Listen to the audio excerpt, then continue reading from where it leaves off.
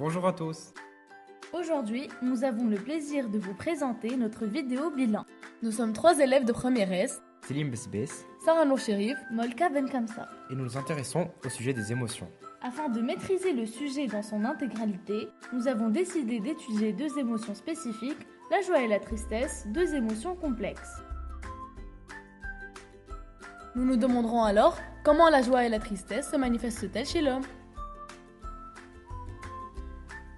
Mais d'abord, qu'est-ce qu'une émotion?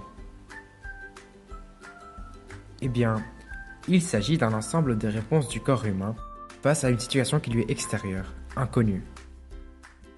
Charles Darwin, naturaliste et paléontologue anglais du 19e siècle, fut l'un des premiers à s'y intéresser. Il répertorie 6 émotions de base, étant la joie, la tristesse, la peur, la colère, le dégoût et la surprise. Elles sont d'ailleurs universelles. De plus, elles nous protègent, telles que la peur qui nous permet de fuir face à un danger. Quant à la joie et la tristesse, elles ont en réalité une caractéristique commune, puisqu'il s'agit d'un outil d'intégration sociale. La joie nous permet de mieux nous assimiler à un groupe et la tristesse suscite la compassion de la personne en face. Elles sont donc indispensables à la survie de l'espèce. Mais comment se manifestent-elles ? Celles-ci s'expriment différemment. En effet, la joie provoque un large sourire, des rides de la patte doigt dessinées, ainsi que des yeux brillants et des muscles possibles des joues contractés. D'autre part, la tristesse suscite des tractions des coins des lèvres, un abaissement des paupières, les rougissements des yeux, ainsi qu'une sécrétion des larmes possibles. Comment naissent les émotions ? Le système limbique est le nom accordé à un groupe de structures de l'encéphale, l'hippocampe, l'amygdale et l'hypothalamus. L'information issue de nos sens atteint dans un premier temps le thalamus, relais intelligent dans la transmission des informations sensorielles vers le cortex cérébral. L'information est ensuite renvoyée vers la zone spécialisée du cortex qui va la traiter.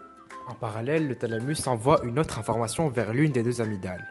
Celle-ci détecte alors les événements étrangers à l'organisme et se montre essentielle à notre capacité à percevoir les émotions chez les autres individus.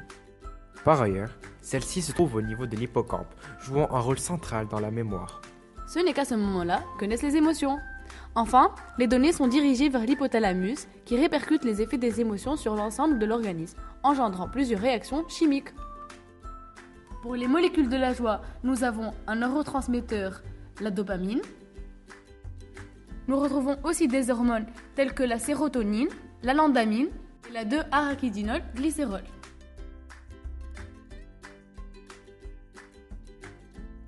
Finalement, nous retrouvons la bêta-endorphine. Les molécules de la tristesse, nous retrouvons des hormones telles que l'adrénaline, la noradrénaline, l'acétylcholine et enfin la méthancéphaline. Et que se passe-t-il au niveau du thorax? Eh bien, la respiration est lente, ample et rythmée par de petites pauses pour la joie, alors qu'elle est lente, ample, mais avec de grandes expirations et de légères inspirations pour la tristesse. Quant au cœur, il bat vite lorsqu'on est joyeux et le rythme est accéléré puis ralenti quand on est triste. D'ailleurs, saviez-vous que leur fonctionnement pouvait être altéré ? Le paracétamol diminue le ressenti des émotions. Quant à la musique, elle les active. Et enfin, recevoir des fleurs pourra vous rendre heureux.